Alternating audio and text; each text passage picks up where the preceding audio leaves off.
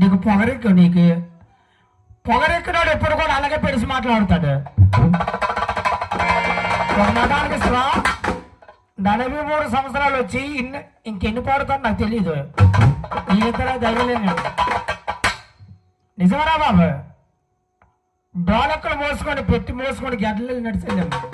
నీకు ఆ పరిస్థితి లేదు. ఎందుకంటే మీరు ఎక్కడానికి కిరాయిలకు వస్తే కవ్వాలి పాడినారు. మీరు ఆ రోజు కిరాయిలు లేవండి గురుగారు. భోజనం పెట్టి హార్మోనియం డోలకి ఇచ్చేస్తే కిరాయి పాడటానికి వెళ్ళాడు.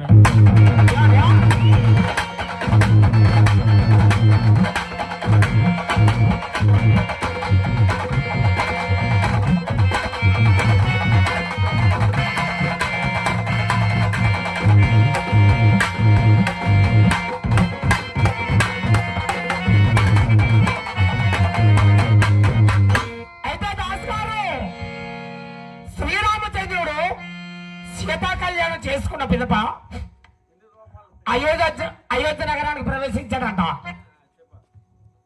చూడాలా మరి ఇప్పుడు గురువు గారి బండారం బయటపడుతుంది.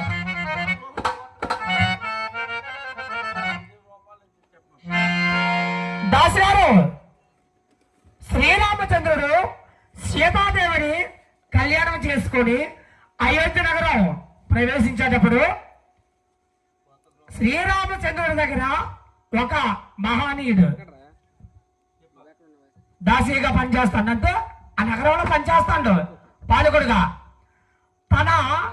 ఆ మహనీయుడు కొత్త గృహాన్ని కట్టి సీతాదేవిని శ్రీరామచంద్రుని ఆహ్వానించాడు ఓపెనింగ్ కి.